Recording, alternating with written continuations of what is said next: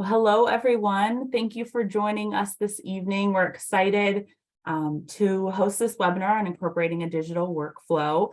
This is the first of many webinars that we plan on hosting. So if you have any specific topics that you're dying for us to cover, feel free to let us know, whether that be in the question and answer box or, of course, emailing us to let us know. We're happy to cover anything you may need. The topics are going to vary over time, from clinical training to business growth, and then, of course, heavy on the focus of laboratory technology. So a little bit of details here on Zoom before we get started. The best way to view the webinar today is to actually go up in the upper right-hand corner of your black screen. It should say View. If you click that View option, there will be an option for the speaker view. That'll be nice because what it'll do is give you that side-by-side of both the PowerPoint and Frank. So if you have any questions on that, feel free to drop that in the Q&A. I'm happy to assist you with that. Throughout the webinar, you are going to be on mute and your camera will be off. If you have any questions, you can raise your hand and I can unmute you, or of course you can put that in that Q&A box as well. So feel free to ask any questions throughout the presentation, but there will also be questions at the end of each section. So we can open up that discussion at that time as well to get any of your questions answered. So keep us updated throughout just by raising your hand, and we will be all set to communicate with you that way. I wanted to take a couple moments here to introduce Frank. Frank is our founder and president here of True Function Laboratory. He started as an RDA, switched to dental technology about 30 years ago, and has been the president and started True Function about, like I said, in 99. So for 25 years, True Function has really been focused on specifically sleep apnea and TMJ appliances. For a little while, we did a full service lab, but of course now we're focused specifically on those two areas. So we have a lot of great knowledge specifically on the treatment of sleep apnea and TMJ. So he is a wealth of knowledge when it comes to all things appliances, ins and outs of that digital workflow, as well as just the workflow and how those appliances work with oral appliance therapy. So keep us updated. Like I said, feel free to ask questions as we go along. And without further ado, I'd like to introduce Frank for the webinar today. Wonderful. Trish, thank you so much for the kind introduction. Everyone, welcome and thank you for joining us today. First day of summer. And I was commenting to Trish, we're finally starting to fill it in San Diego, so this is nice. This is wonderful. So again, thanks for taking the time this evening to join us, and hopefully, hope to share good information that you can utilize every day moving forward. All right, so a little bit about True Function. As Trish mentioned, we started in 1999.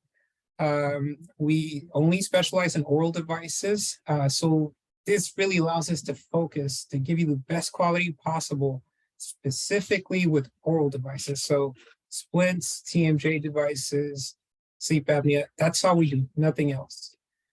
And, this is a picture of our wonderful team and some family members. And this was our holiday party back in December.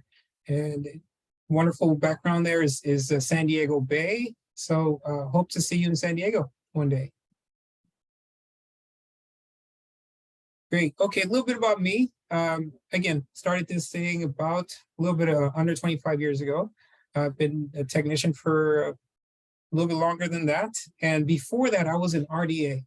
So being an RDA, I got the experience from the clinical perspective, the relationships with the laboratories. We got to interact with them. We saw the good and the not so good, the challenges. And as an assistant, one of my jobs became modifying and adjusting the work that we received from the laboratories. So that kind of became my responsibility. So it really allowed me to learn, again, from the clinical, helping to deliver the dentures and the splints and all the other stuff. Really to help me to understand, what the clinicians are seeing with what the laboratories do. And again, both from the clinical and the laboratory side, had the privilege of working with pretty much every aspect of dentistry, everything from implants to dentures to partials to full mouth reconstructions. I mean, we got to do it all, both from when I was an assistant and now as a technician. So really gives you a huge perspective on both components of that relationship.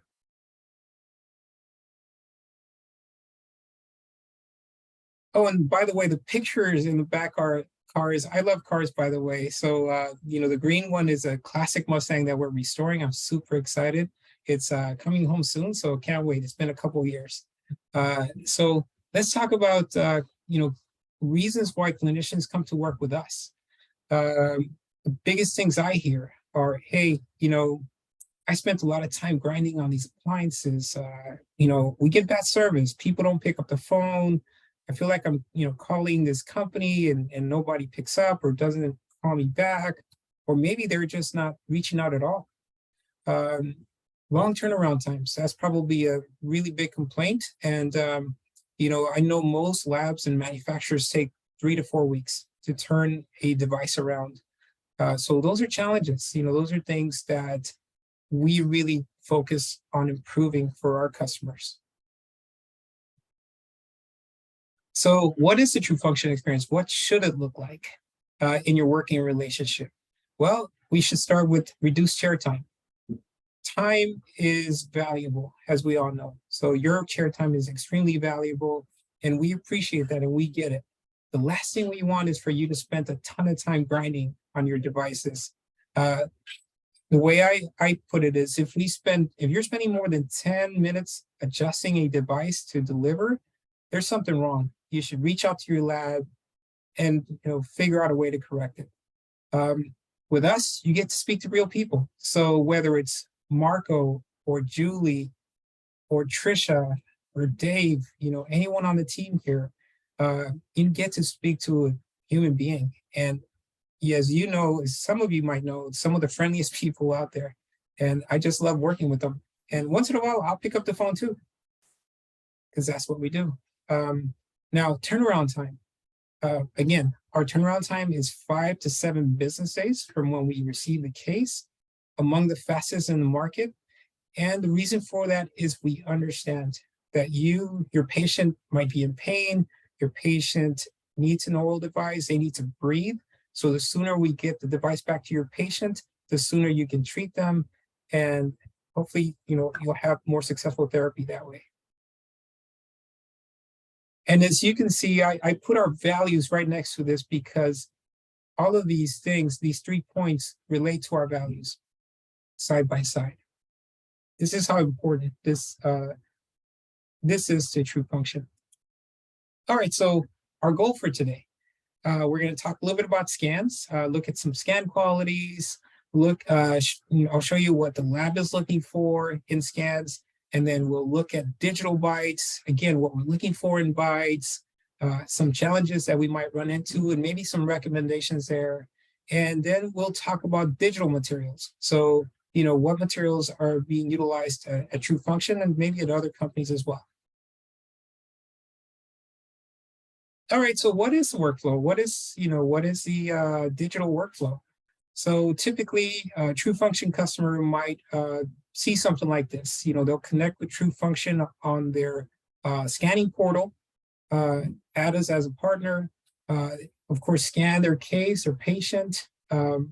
They'll submit a case through DDX. It's an online portal where you can create a digital prescription. You would choose your device, choose the material. You can see your turnaround time, all that fun stuff in that portal. And then, of course, from the lab perspective, we would quality control. That's the first thing we do. We check everything. We proactively communicate. So if there's anything we see that might be a challenge in us filling your prescription, we're going to call you right away. We're going to reach out. And that's certainly what makes us unique. Of course, we go to manufacturing the device once all is well.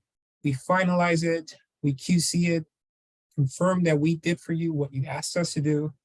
and then we ship it. And within a couple weeks, happy patient and happy clinician. That's typically the process which we function. Okay, so benefits of scanning. There's a study online. I'm sure there's a million of them, but I wanted to share one study that you could look into if you wanted to learn the benefits. They studied patient experience, how chair time was affected, measuring the accuracy of the arches as opposed to traditional, and the long-term costs. So this is a great study. Please have a look. All right, so one great benefit of scanning, of course, is it's an awesome treatment planning tool. So, I mean, just looking at a case like this, for example, there's so many things you can see. Assuming you're looking to make an oral device, I'm going to make a sleep apnea device for this patient. What do I see? Well, you got some challenges. You got a crossbite of some type, a posterior crossbite. You got, maybe it's a mandible shift. You may have some retention issues. What about vertical? Well, vertical is not bad. So you're looking at so many components of this patient's anatomy intraorally, that can help you to plan what device to make, what the material you might want to utilize for this patient. Okay, so again, awesome tool. Why? Because you can put it on full screen, and it's hard to do with an impression. You can expand the image as much as you want, and you can find the details, find the distortions, and you can go back and touch them up while your patient is still in the chair. That's the cool thing about digital, about scanning. And again, we can identify retention challenges. We're making, let's say, an EMA or Panthera DSAT for this patient on the left. Well, we may not be able to, right? Because we're missing some molars on that lower arch. So we know that we might want to use a different device, and then we consider our options. Similar with the case on the right side, we got low retention. We have, no undercuts on those posterior teeth. So any device that's attached, in the posterior, the buttons on the EMA are in the first molars typically, or in the Panthera DSAT. The attachments are in the posterior as well. The device will tend to pop off. So those are good things to identify up front, that you can identify, your staff can identify, so that you can decide, well, we can't do that, but we might be able to do this. All right, and of course, a wonderful benefit is you have less customizing of trays. How many of you have had to customize a tray, or even order a custom tray from the lab, in order to take an impression? So nice thing about digital, the camera fits for the most part. So you don't have to worry about this. And less waste of material, and hopefully, less waste of patient's lunch too. So one less challenge to deal with when you're scanning, and your patients would truly appreciate this one. And of course, without having to take an impression, there's chances of the impression separating from the tray. So in this example, the clinician took a wonderful putty wash impression. It's probably perfect. It was taken so well that there was a lot of retention in the patient's mouth.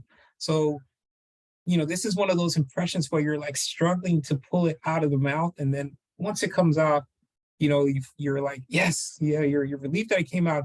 In this case, unfortunately, the impression separated from the tray, which causes distortion, right? Because it squeezes the impression. It may appear to be fine, but you may have lost a 0.5 millimeter to 1 millimeter in tooth width.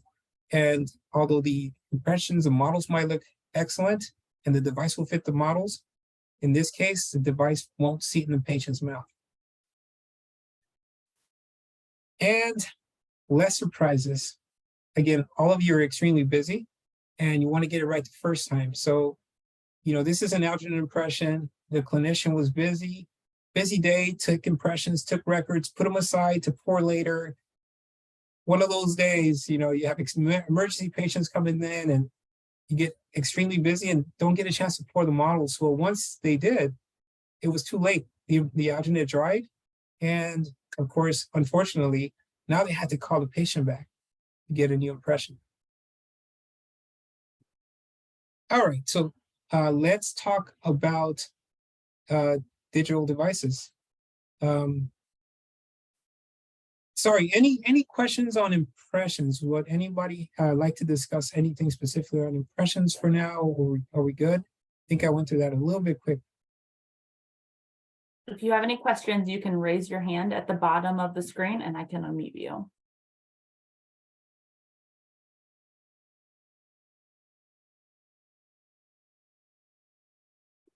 I don't think we have any questions, Frank. We're good. Okay, you know what? I want to bounce back a tiny bit on those impressions. I just want to go over a couple little things. And I'm going to share what the lab is looking for in a great impression. So let's take a look really quickly. Let's see here. Okay.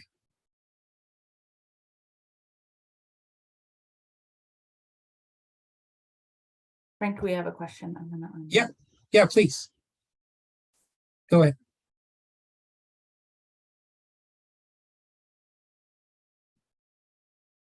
Dr. Freya, are you there?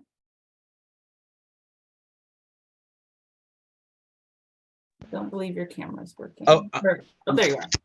I'm sorry. Sorry, I had everything on mute and okay. So my question is, would there be any specific reason that you would prefer a physical impression over a digital? From the clinician perspective, Doc, or from the laboratory perspective? From the lab perspective more than anything, because honestly, just a real question here. Yeah, from the laboratory, we'll do anything, right? To be honest, we'll work with anything. We still do physical impressions. What we love about digital impressions, so if I would say I would say what we love about digital, what we prefer is digital, because there's a higher percentage of phone calls that we have to make to say, hey, there's a distortion here. Would you please bring your patient back? So now many of our clinicians take amazing and wonderful impressions. The challenges with impressions, sometimes you don't get to see the distortion until it's been poured. So in terms of the service perspective and the chair time, saving you chair time, we would recommend, if possible, to do the digital, when possible. Okay, noted. Thank you. Awesome, Doc. Thank you. So real quick, I got to scan on the impression. This is what I would consider ideal for oral devices. So, minimal distortion, of course, a few bubbles here and there, nothing major. There's no holes. And we have something that it's very important on the lab, especially depending on the type of device you have made, is we have about a 5 millimeter extension past the gum line. So that's extremely important. We need that additional extension to be safe. Sometimes designing the devices, they go up to the gingival margin. A couple of larger devices require a little bit more. So 5 millimeters past the gum line is a good rule of thumb, and which is what we have here. We do not need the palate unless you expect to have something made on the palate. Let's see. So other than that, just no holes. This one looks excellent. Great. And I wanted to bring up another scan that goes to this one.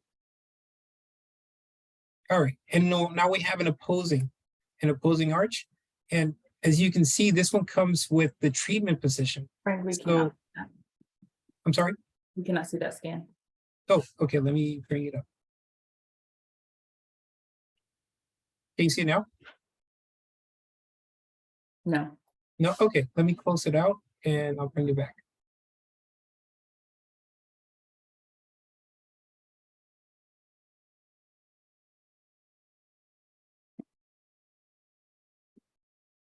Okay, here we go.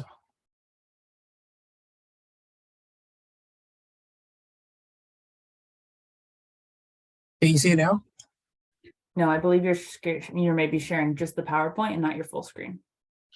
Okay, thank you. So did you see the previous scan or no? No. No worries. Let me pop it up. Let me pop it open right now.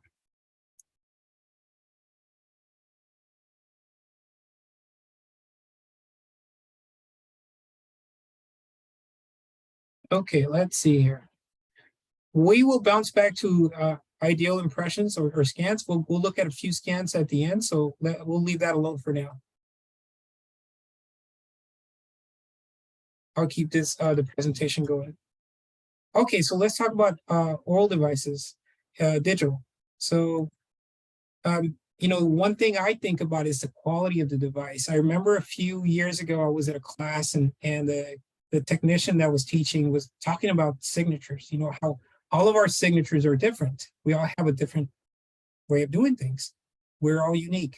And, you know, from the technician's perspective, we all do things differently. So we might all be taught the same thing, but we all have our signature in the devices or in the restorations. You know, you might have had the experience where, you know, you're getting something from a lab consistently, and then something changes, right? And so we've gotten these calls where, hey, Frank, so did you get a new technician? Because something's a little different. Something's different. So the cool thing about digital is if we tell the system, I want the device to be 1 millimeter thick. That's what it is. It's 1 millimeter thick consistently. You know, of course, we talk about symmetry of the components and how, you know, everything is built. Digital helps tremendously with that. And consistency in the fit. You know, if we create a certain amount of retention, it can be consistent with our devices. All right, so another great thing about digital for oral devices, let's just say Fluffy gets to the oral device, and you know, this happens a few times. So the great thing about it is if the dog chews it up and the patient loved their device and it fit perfectly, we can reproduce it. If it was made digitally, we can make a new one. We can make a new one. And you know what? I'll tell you, we use UPS for a good amount of our shipping, and they're really great. I mean, they're fairly consistent with their process, and they provided us a good service. And so we use them a lot. We do 2-day shipping each way. And so for the most part, things go smoothly. But sometimes stuff happens. It doesn't go very well. So we got a call, I think just a day or two ago, you know, a package was not delivered, patient scheduled to come in on Monday. And, you know, fortunately, we made digital devices for this patient. So we were able to mill these things out overnight. I think we're going to ship them out today. And, you know, the devices will get there in time for your patient, for their patient's appointment. As far as the patient knows, nothing happened. And we took care of our customer. So that's a really great benefit of digital. And you know what? Some patients, they just want maybe one for their East Coast house and one for their West Coast house, you know? So if they want a duplicate device, it can be made, especially when it's digital. It's going to be pretty much the same. And by the way, if any of you has a spare GT3 RS sitting at home that you want to let me borrow, just let me know. Hit me up. All right, so here's the scan. So let me try this one more time. We're going to try it one more time with sharing the scans. Trish, I'll do a stop share and then I'll bring up the scan that way.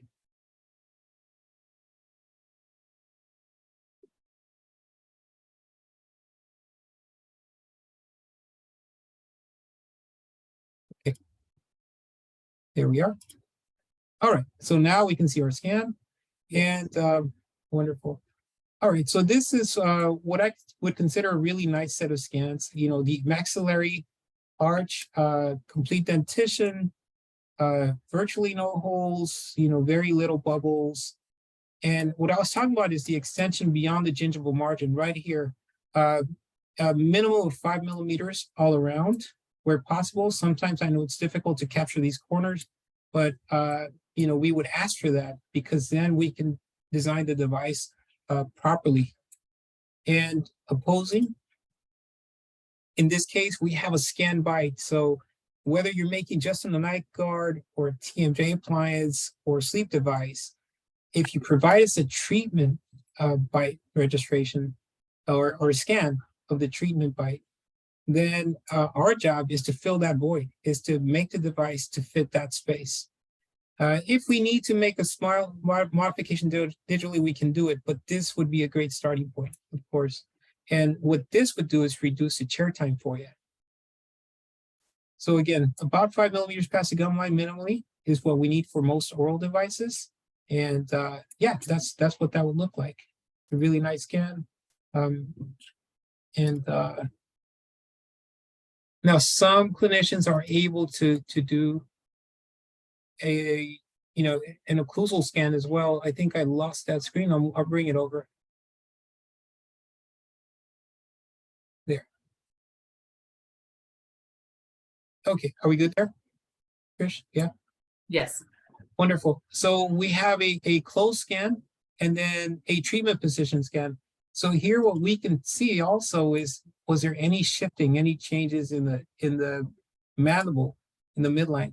There's a slight shift in this case to the left, maybe a millimeter or so, nothing major, not a red flag, but sometimes if you are able to take the closed scan and then the open scan, I know in iTero, well, I believe in iTero is called multi-bite.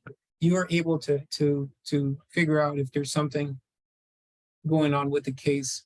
Great. So that would be an ideal scan.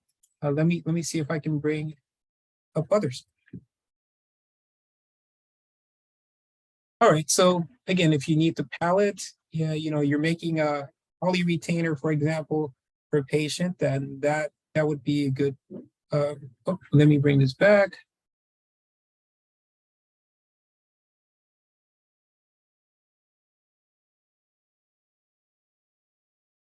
All right, you can see me now, yes? Yes. Wonderful. Okay, so we're making a holly retainer. Well, you want to scan the full palate. Don't forget about that. If you leave the palate short, then the retainer, won't be made properly or might not be able to make it at all.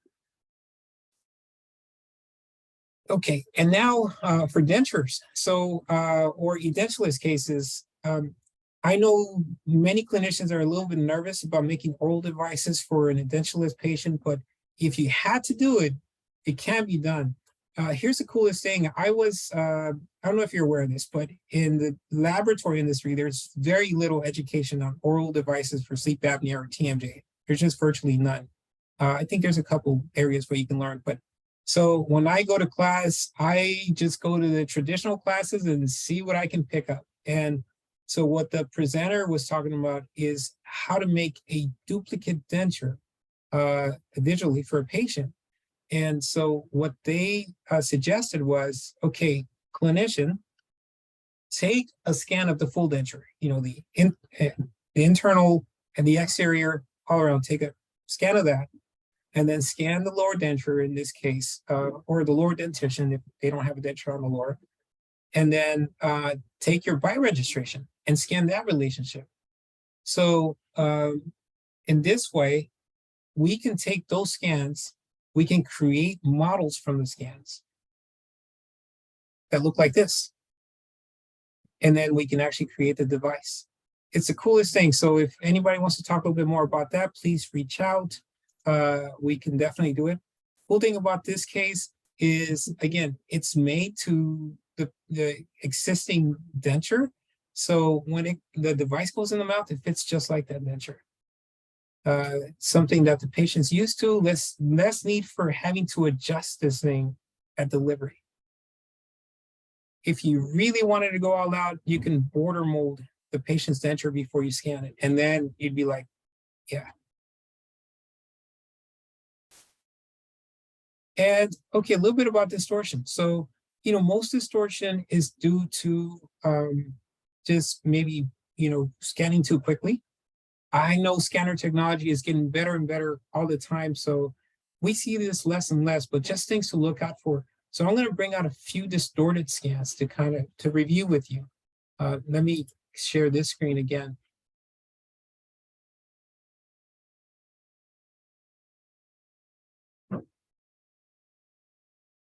Okay. Great. Okay, so let's bring this up, and I'm going to bring up a distortion, and it moved on me. Okay, Trish, can you see that? Okay, Yes. wonderful. Okay, so this one, I believe it's called stitching in some areas. I've heard that. So basically, there. First off, it looks like, oh, maybe there's just a hole in the case. No big deal. Lab, fix a hole and just move forward. Actually, look at that. This is some of the stuff you want to look out for when you're scanning. Is just look out for any gaps like that, because there's like an overlap of the impression, so it didn't stitch properly, or didn't triangulate properly.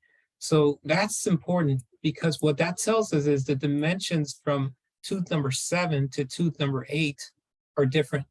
And if you look at the incisal ledges, you can kind of tell that maybe the system was struggling to connect it to it.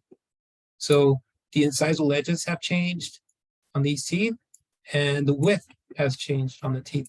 So again, the great thing about taking intraoral scans is you can put it on the screen and take a look and make corrections. You can go back and scan that if necessary. I'll show one more scan here. Let's take a look at incisors. Okay, let's look at this one real quick.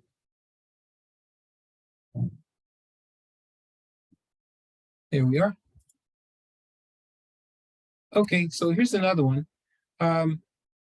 So this one appears to be very granular, and from my understanding, this may have excessive moisture, possibly excessive saliva. So things to look out for, because we can create the device, but not sure how well the device will fit. Probably not super well. So things to consider is, if there's a lot of moisture or a lot of glare, this is the kind of surface you'll see. You'll also see it in metal crowns. So with gold crowns, you'll see this kind of texture. So for those of you that aren't familiar with it, you can use like a scan spray. It's a good spray to reduce the glare in these types of cases. You can start by asking the patient to maybe brush their teeth and dry their mouth before you scan. Great. And then I'll show one more. Let's take a look here. And, this is not necessarily a distortion, but something to look out for. I think I can. There we are. I mean, the scan looks nice overall, looks excellent. But there, it's a little bit short on this side in the molars. Maybe the tongue was in the way. And then we have a ton of missing data here. So probably a tongue issue, I imagine. So, stuff to look out for. And again, the wonderful thing about technology is you can catch that, and you can, fill that void while the patient's in the chair. It's the best time to do it. In this case, unfortunately, we have to call the office, and the clinician had to make a choice between reducing the coverage on the device and bringing the patient back. Either of those might not be ideal. Okay, so I'll go back to our slideshow, and here we go. Awesome. Okay, and holes, of course, again, typically it's due to moving too quickly through the scan. And again, not necessarily a distortion, but missing an edentulous ridge. So why is it important for a scan to have an edentulous ridge? Well, most devices, whether it's an occlusal guard or a sleep apnea device, they require for the patient to have nice occlusal stability.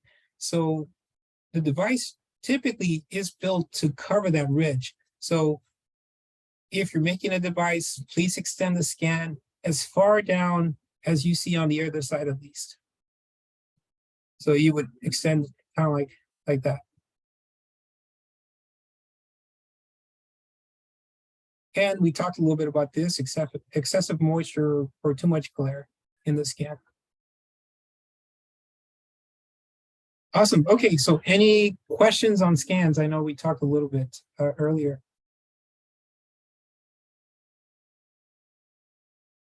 Just a reminder for the few people that have joined in late, to ask a question, you can just raise your hand and I'll unmute you.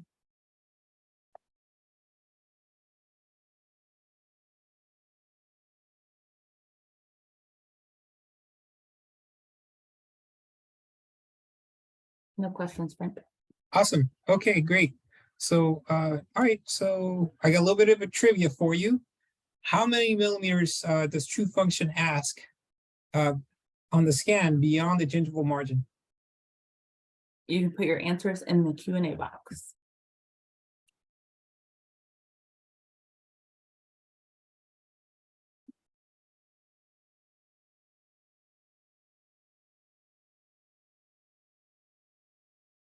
We're getting a few fives, Frank. Wonderful. Yes. Got a 4. So we asked for if possible. I know it's not always feasible depending on patient anatomy, but we do ask for 5 millimeters beyond the gingival margin all around. Thank you. All right, so let's talk about the bites. Great. So I get this question a lot. Hey, Frank, you know what, or Marco, Marco, hey, Marco, what is the, best bite gauge I can use for a bite, for a digital bite? And to be honest with you, it doesn't matter to us. We believe you can be successful using the traditional bite gauges. It's really nice to have the airway metrics example there. That's a digital bite fork, but you can use any type. It's really what you're looking to achieve. It's like having tools in your toolbox. It's this one over that one. It really won't make a huge difference as long as you're accomplishing what you need to accomplish. Frank, we do have a question for back on the distortion. What about distortion on the distal part of the arch is the question. Would you maybe want to, I'm going to unmute you if you wouldn't mind elaborating on that a little bit more.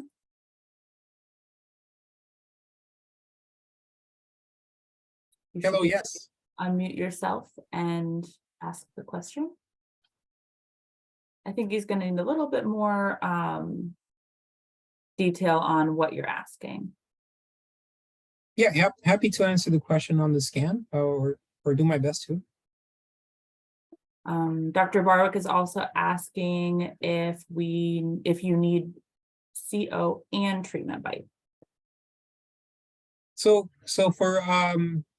for CO and treatment bite, we recommend it if you can do it, doctor. And the reason for it is because let's say it's CO, everything lines up.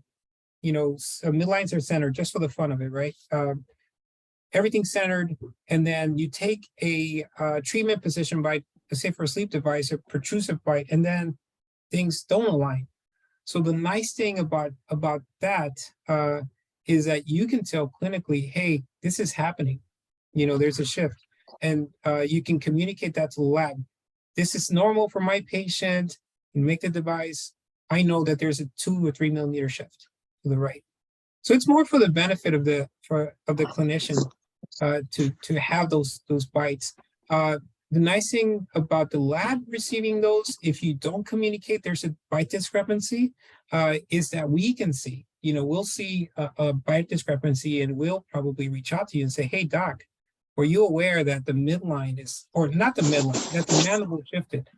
And so this gives us the opportunity to communicate with you again proactively making the device. Does that answer your question?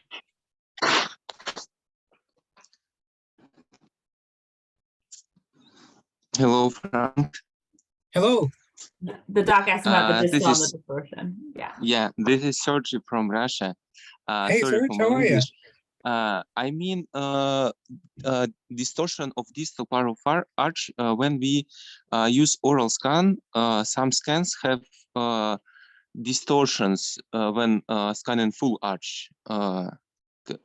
uh, do you understand what I mean? Yeah, so is the distortion holes in the scan? No, I mean dimension between last molars. So when we use oral scan, it combines a lot of, I mean, it makes a lot of pictures, and when we scan full arch, it's the scan, it's not the same as a lab scan. So we have some distortions. Got it, Serge. Now, I'm not an expert in scanning specifically, but it sounds like it's possible that it's not stitching the scan properly, right? So I had an Right, example right. earlier. Yeah, so a recommendation for that, from my understanding, is to slow down and go over the area again, because if you see overlapping, scan data, then you want the system to match that information. So you would go back and rescan that area. Okay, I did some tests and users used different scans, and Sirona Prime scan is like most accurate. If you scan twice the same arch, it will give you the same result. But if I use like tree-shaped trios or Itera, it's not the same accuracy. Can you comment on that? Yeah, again, Serge, I'm not specifically an expert on the scan and how specific scanners work. Okay. It's more the laboratory perspective on what we see, and what obviously from the clinical perspective, if you see a distortion, that you may want to rescan or touch it up. The best thing, but what we could do is we can check with the scanning systems and see what they recommend, because I know every scanning system is a little bit different, Serge. So they might have a specific recommendation for those types of distortions.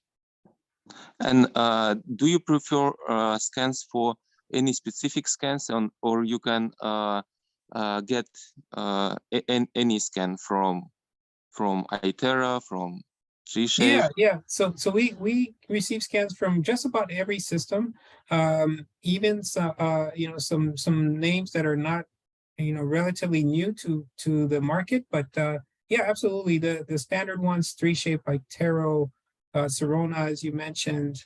Yeah, there's a few others. So yes, we do. Yeah. Okay, thank you. You're welcome, sir. Thank you. Frank, we have another question. Dr. Walker asked, when scanning and you have a patient open wide to get the distals of the teeth, is there a chance of mandibular width change?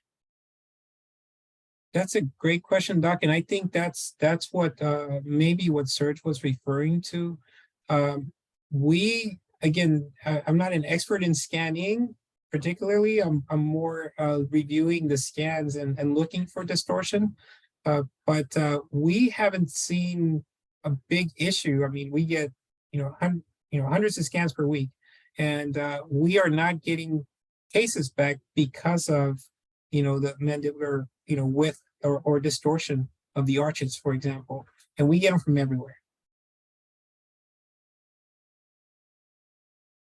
He said thank you. Thank you. Yeah.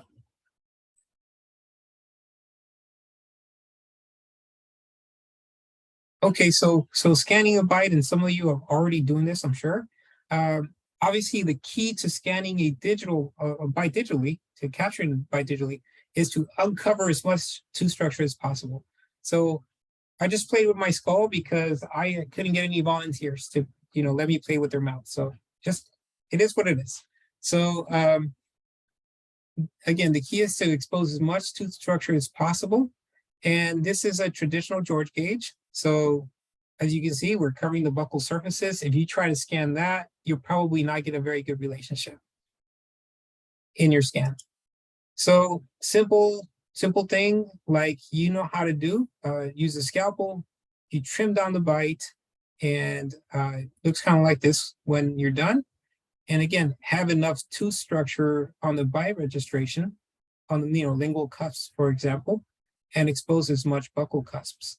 So that's one way to do it if you do your traditional bite. Now, I still recommend that clinicians take a bite registration, a physical bite registration, because it's a good record to have. And also is a good way to verify if there's ever a discrepancy between what the lab gave you and what your records are.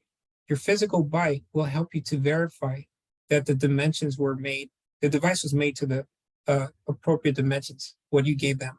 So we can talk about that a little bit more, but this is a way where you can just use a traditional bite fork and scan, for digital bite. And of course, as I mentioned, there's an airway metrics. There are other systems out there that allow you to do like a tripod type bite, but you could do it on this. This is a George gauge. You could do something like that. Now you have fully exposed teeth. You're wasting less material, and you can get your scan. You capture the data you need. Frank, Okay. we have a Yeah. question. Yeah, please. So with the area, oh, sorry. Ready? Yes. With the area metrics from in doesn't allow for protrusive bite registration because the metrics is in the way of the scanner. So if we send in scans of upper and lower arch separately, will it be possible to reposition the scan by the lab in a protrusive position to create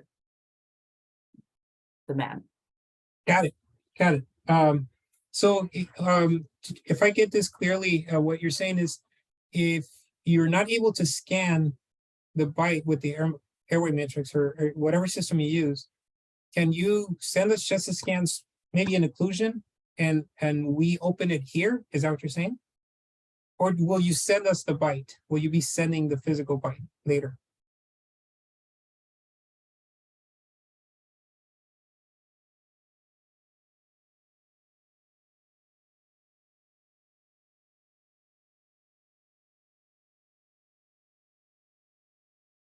It sounds like he said he'll send us the occlusion. So send us separate upper and lowers and then maybe mail in the physical bite. Yeah, if a clinician takes individual scans of the mouth and then ships us the physical bite registration, we can match it and we can upload the relationship and then build the device to your treatment bite registration. What I would not recommend, just to be clear, is if let's just say a clinician says, hey, I'm going to send you scans, mouth is closed, open the vertical 5 millimeters and protrude 5 millimeters. Now that would not be a good idea. I would strongly recommend against it because we just, we have great, great technology and digital articulators, but there's no way we can reproduce what's happening in your patient's mouth. So that I would not recommend. The bite would probably be off, the fit would probably not be right, and you and your patient would probably not be happy. Okay, so bite shifts. This is the number one reason TrueFunction reaches out to customers. If we see anything 2 millimeters or more, then we will reach out to you and we will say, hey, doc, bite is shifted this much to this in this direction. Here's some choices. Would you like for us to make a slight correction? Do you want us to proceed in this position? Do you want to send us a new bite, for example? And so if, and again, the great thing about scanning, right, you can see this right away. So you can catch this stuff. But we will help. If you miss it, we'll reach out and communicate and work with you for a solution. So this is extremely important, and this is what makes us special. We're being proactive to make corrections before we deliver a product that you're not going to be happy with and your patient maybe success might not be as good.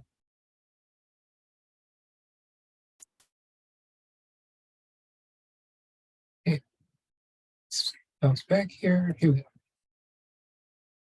All right, so let's talk about vertical. So I don't know if you guys know, or most of you probably do. I'm vertically challenged. Okay. By the way, that's my buddy Chris, and I'm sure he wasn't talking about me that day. So, okay, great. So vertical.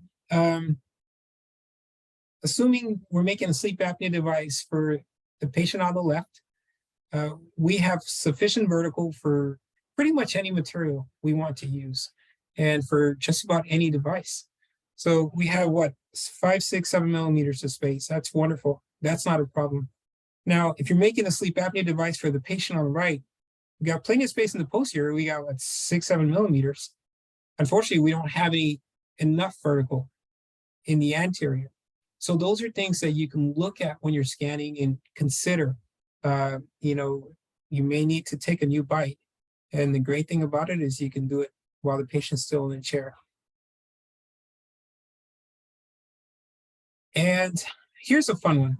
Here's a fun one because many times, you know, again, we have about what, 7, 8 millimeters of interincisal space here.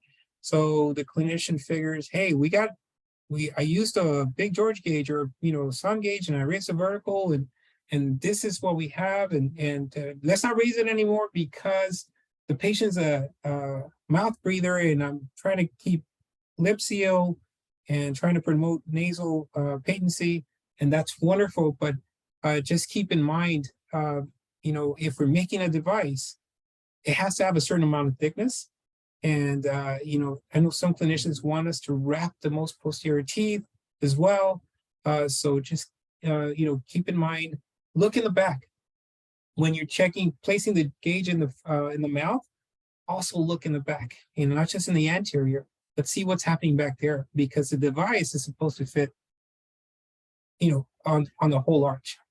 So just things to be aware of. And that's a nice thing.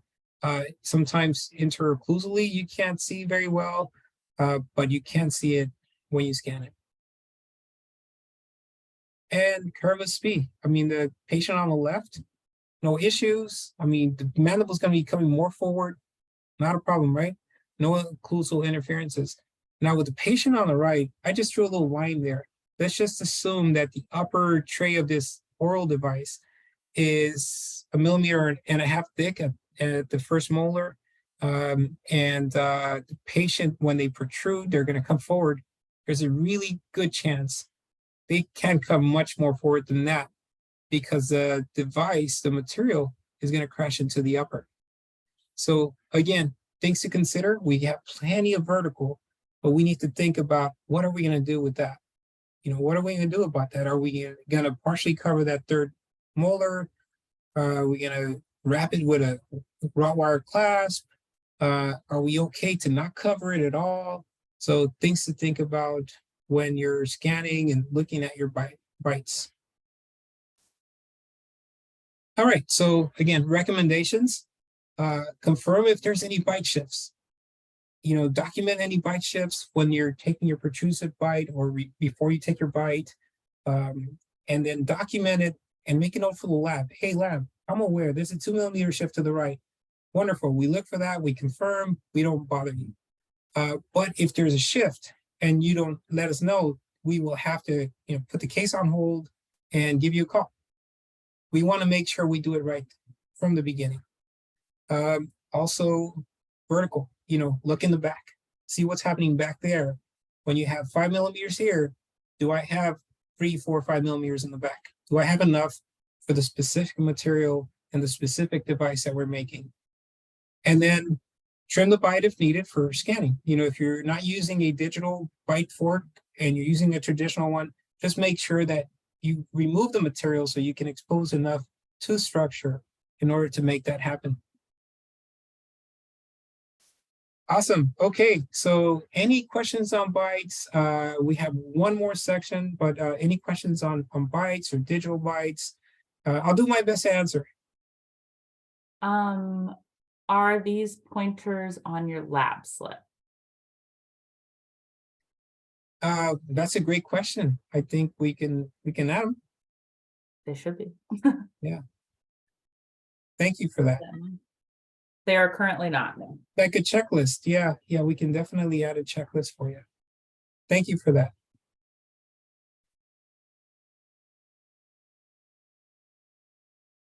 Am I good to the procedures?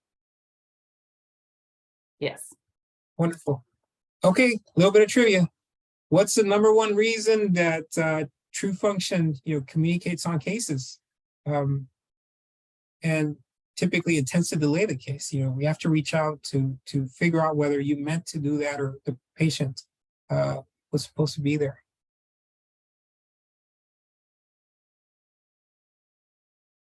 Dr. Welsh coming in with the right answer, midline shift. Right on, Oh, Doc. and Dr. Walker. Wonderful. Thank you. Yeah, just keeping an eye on that mandible shift, whether was it supposed to be there or not, just let us know, and then we can like proceed with the case without bothering you at all. The key is to save the hassle for you and to minimize the burden and the delay. Okay, so we'll talk a little bit about digital materials and then we're done. I know we're going a little bit beyond over our time, so we're going to talk a little bit about the digital materials we offer here, and probably materials that you can use with your manufacturer if you work with someone else. We'll talk about the pros, some of the cons to the materials, and how we apply them, how we use them.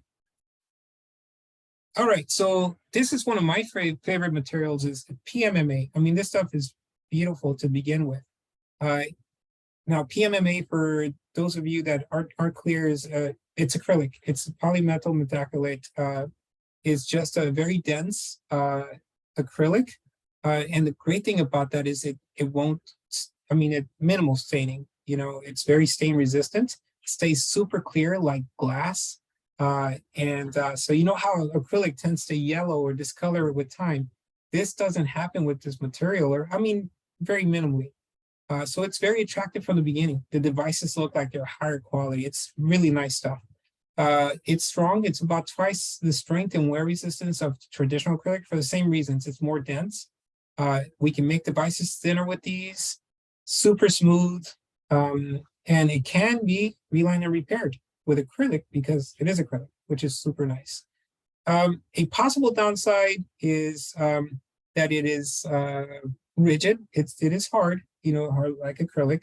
So that could be a concern for some, but I kind of like it because especially if you're thinking about orthodontic retention, keeping teeth from moving or minimizing teeth from moving, this would be a great material for that. And of course it can break, it is acrylic after all. Milled acetal. I love this stuff. This is super thin. It's fracture resistant. It's highly polishable. So the upside to this is it's less chances of bacteria adhering to the surface. So acetal is super nice. It's similar to nylon, but again, because we can polish it, it stays super smooth. Semi-rigid, so it has a little bit of flex, and we can make the devices very thin. Very thin. So this stuff was developed, at least for the dental world, is for making partial frameworks and tooth colored clasps, and I know it's used for snap-on smiles, for example. Downside is stuff won't stick to it. So you can't reline it, you can't modify it. If a patient's getting new crowns in the near future, restorations, you may not want to use acetal. This stuff is cool. It's relatively new to us. It's ethylene propylene, and it's another flexible resin. It's milled, and it's proven in dentistry because that's what they make the clear class from, clear partial frameworks from. So it has a little bit more flex than the acetal. Super smooth. We did a few trial cases when they were developing the milled EMA, and the clinicians said, man, these things fit like a glove. So if you want to try and milled EMA, this is what it will be made from. And currently we're not offering this material for other products, just a milled EMA. Again, the downside is like the acetal, you can't really reline it, you can't modify it. So something to consider, based on where your patient's treatment is going. And 3D printed resin, more and more offices are using it. Labs, of course, are using it. The great thing about it is relatively inexpensive. The technology is accessible. It's nice and smooth once it's finished and polished. There's, variations. There's flexible resins. There's rigid resins. So those are nice, all nice things. And, challenge, again, depending on the technology, strength might be an issue. A lot of times the appliances have to be designed thicker, a couple millimeters or so. Repairability, I'm sure you can play with it and repair it, but probably it's easier just to reprint it, right?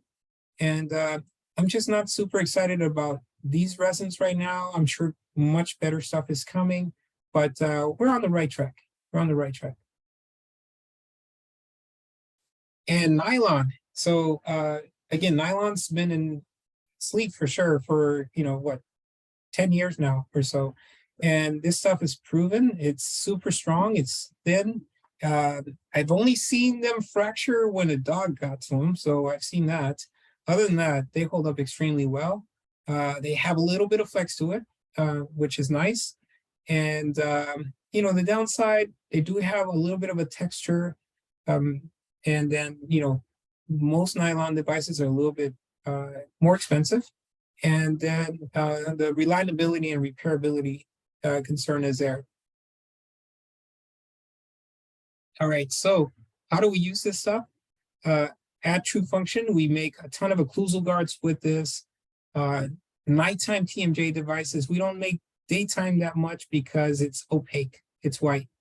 And then we do make our true dorsal with this device. This allows the device to be super thin on the lingual and strong. PMMA, again, one of my favorite materials is, and we use it for a lot of stuff, you know, for TMJ splints, for night guards, and of course for our sleep apnea devices. And then the ethylene propylene, it's the EMA milled. That's new.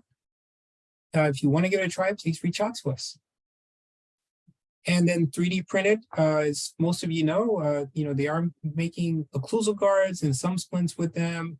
And then Panthera, of course, we got the X3 and the DSAD, and there are others in the market. And then the clear resin, the printed resin is, can be used for TMJ splints and occlusal guards that may not last longer. The upside is you can print it again, right? So that's the upside. All right, so we're just about there, everyone. So how do you choose a material? Well, I would suggest first, what are you familiar with? If you're not familiar with a material, you want to try it, please give us a call. Ask, if you're interested in a specific material or want to know how it might work for your patient. We're happy to discuss that with you. What material options are available for the device, right? What are the patient's anatomical features? If the patient has nothing to hold on to, we may not be able to use certain materials. And then what vertical do I need? So every material has a slightly different vertical requirement. The nylon and the acetal need much less. And the acrylic, the 3D printed resin needs more. So stuff to think about when you're choosing, based on your patient's anatomy, of course. Okay, so any questions on digital materials?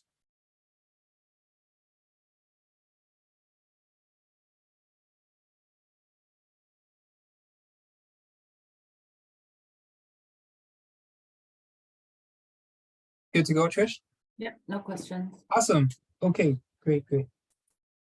All right, so one more question. What material can be relined and repaired with acrylic?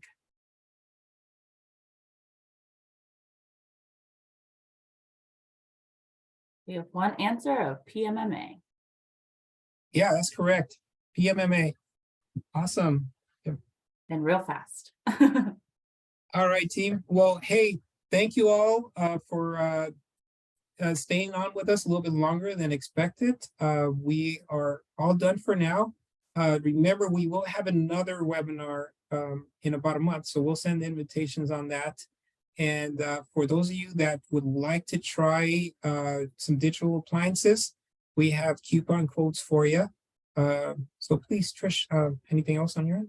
Yeah, so the coupon codes are 25% off for your next milled Farrar or your milled true dorsal device, specifically the PMMA milled material. Use those promo codes either in the notes of your RX, or if you're using DDX, you can put that in the coupon code. section of DDX right before you submit the case. Feel free to let us know if you have any questions on how to use the coupon codes. Like Frank had mentioned, we are hosting our next webinar on July 26th, and that will be with Dr. Mayur Patel, specifically on when and how to choose your device for oral appliance therapy. So the clinical side of Mayur will talk about the clinical side of the device, and then Frank will talk about, of course, the lab side of the device. So join us there. The link to register for that is in our chat box, or of course you can find that on our social media pages in the future as well. I do want to let you know there will be an email that will go out to everyone after this with a recording of the webinar. So once you review it, again, if you have any questions, feel free to reach out to us. We're happy to answer them for you. So thank you for joining us today. I appreciate your feedback here in the chat box. Dr. Barwick, Frank said, great presentation, and so did Dr. Walker. So thank you all for joining us. Thank you all. We hope to appreciate see you joining again us. in July for that webinar with Dr. Mayur Patel. If you have any remaining questions, feel free to stay on. We're happy to chat with you if you want us to elaborate on anything for you. Thank you.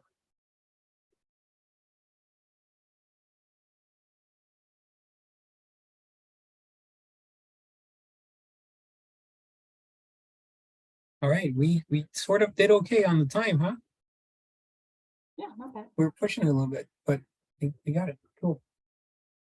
For the individuals that are still on, if you do have those questions, feel free to raise your hand and I can unmute you so you can chat with us.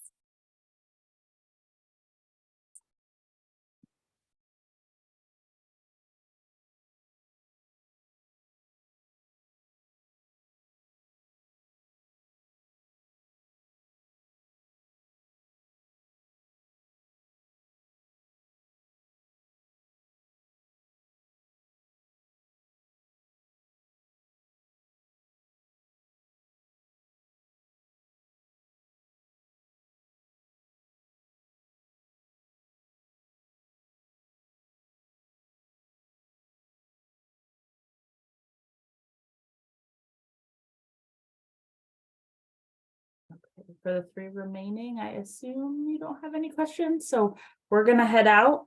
Feel free to call us with any remaining questions you may have, and we look forward to seeing you in July at the next webinar. Oh, someone just raised their hand. Who was that?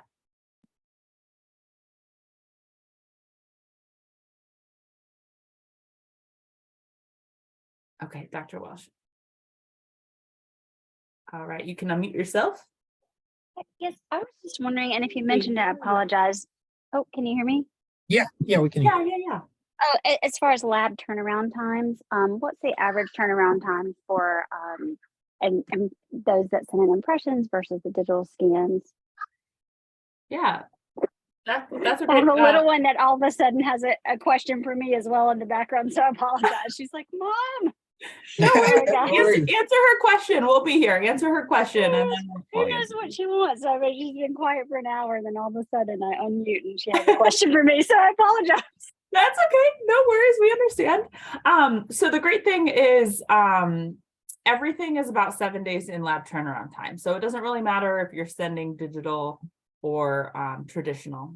It'll be 7 days, within 7 days, 5 to 7 days in lab, and then we'll ship that 2-day back to you. So yeah, you'll get everything back within 2 weeks. And the only thing that would delay a case, like you had answered, was if we have to communicate with you on any discrepancies on the scans or anything like that, or the impressions models. Perfect. Thank you so much. thank you for joining. Have a good evening. Thanks so much, guys. I enjoyed the lecture. Thank you. Appreciate you. Take care. Bye.